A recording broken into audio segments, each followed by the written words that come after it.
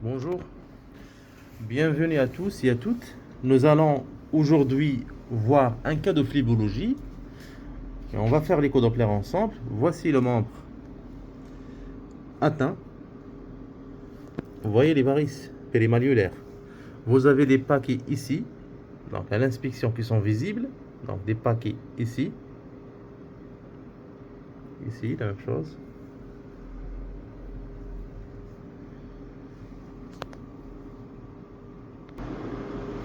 C'est bon. Donc voici la jonction saphenofémorale. Donc c'est l'artère fémorale, primitive ou commune, avant sa bifurcation. C'est la veine fémorale commune, c'est la jonction saphenofémorale et c'est la crosse, c'est la partie distale de la grande veine saphène. Donc voici, donc déjà vous avez une crosse, on va prendre les mesures. Combien? De 5,8 mm. Le diamètre de la crosse, 5,8 mm de diamètre. Donc c'est une mesure qui a été faite en position couchée. Mais en matière de phlébologie, la position qui nous intéresse, c'est la position debout. Donc on ne peut pas réaliser un écho-Doppler en position debout. Donc en position couchée. La position couchée pour vérifier est-ce qu'il y a thrombose ou pas. Donc juste pour faire un examen rapide, pour voir est-ce qu'il y a une thrombose veineuse profonde, est-ce qu'il y a une thrombose veineuse superficielle ou pas. Mais en matière de cartographie des varices, en matière d'examen de varices, généralement l'examen se fait en position debout. Donc voici la jonction. Donc on va passer à la position debout, on va réestimer, on va faire une réestimation du diamètre de la crosse. Déjà, donc, avant de passer à la position debout, on va faire un tir de, on va faire. Vous voyez, donc on a fait la manœuvre de chasse au niveau du mollet. Vous voyez, il n'y a pas de reflux. On va passer, donc l'examen paraît normal. On va passer à la position debout, on verra.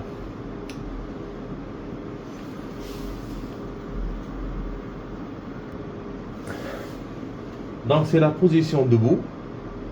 Vous voyez la crosse. La crosse s'est dilatée. Il y a une dilatation avérée de la crosse. Donc vous voyez combien? 10,3. Pratiquement le double. D'où l'intérêt toujours faire un examen phlébologique, un examen des varices en position debout. C'est faux. C'est faux quand on fait un examen et on s'arrête à la position couchée. On doit passer à la position debout. Donc on va faire un tir de peu pour voir est-ce qu'il y a un reflux ou pas.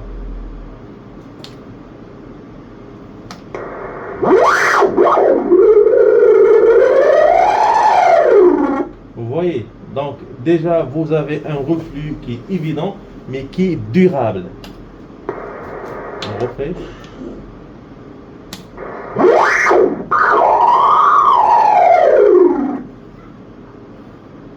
Donc, c'est le reflux de ce qui est positif et le reflux. Donc, vous voyez que le flux sanguin au niveau de la main s'est inversé. Il était négatif, il est devenu positif. C'est un reflux.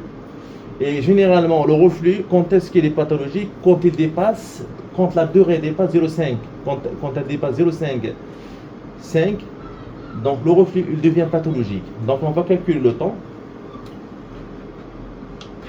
Déjà, on a sous-estimé, on peut aller plus loin. Donc déjà, vous avez 2,53 secondes. Donc c'est un reflux qui est important, qui est durable. Donc la durabilité ou la durée de reflux reflète l'importance du reflux et l'importance de la fuite et l'importance de la stase. Donc on continue. Au balayage, on va balayer la grande veine saphène dans sa portion crurale. Donc pratiquement on est à 15 à 20 cm de la jonction saphenofémorale. Vous voyez le diamètre de la grande veine saphène.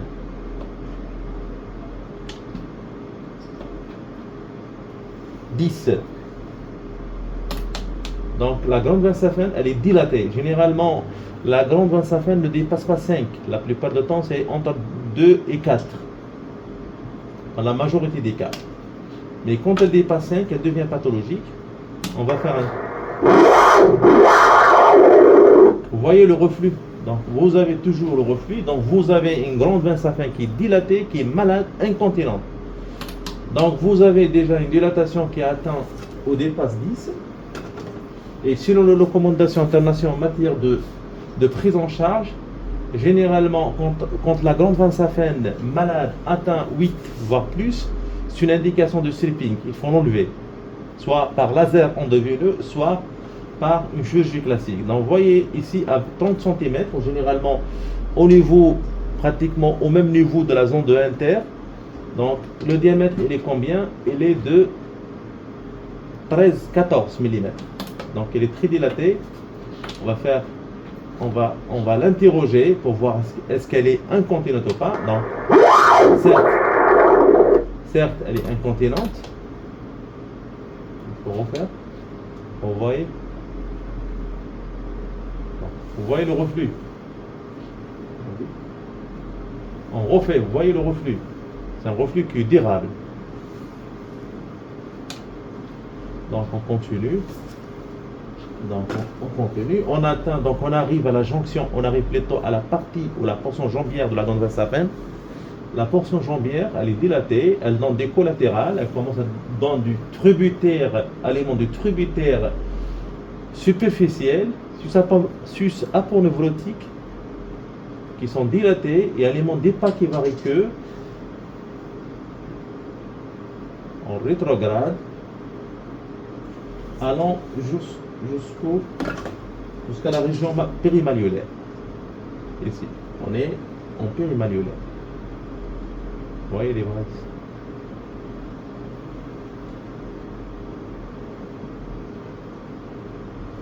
Le côté contralatéral, vous voyez la grande veine saphin dans sa portion plurale contralatérale, vous voyez. Non. Vous voyez, c'est la grande veine saphin, donc de diamètre, de taille et de diamètre normal. Donc le diamètre n'excède pas 3,4 dans les normes. On va l'interroger.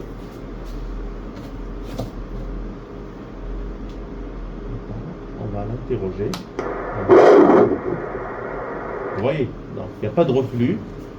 C'est une grande veine saphin droite qui n'est pas malade. Normal.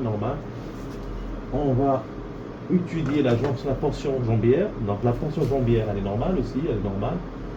Donc jusqu'à, on arrive à la malléole interne. Donc il n'y a pas de dilatation, donc, grande veine saphin normale.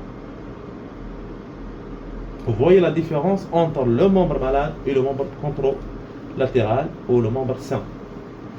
Donc on arrive à la fin. Donc en conclusion, il s'agit d'une insuffisance veineuse superficielle classée pratiquement à classe 4 à 5 selon la classification de SUAP, qui consiste en une dilatation avec une incontinence avérée de la grande veine saphin sur toute sa longueur, que ce soit sus-usogonale ou crurale ou jambière,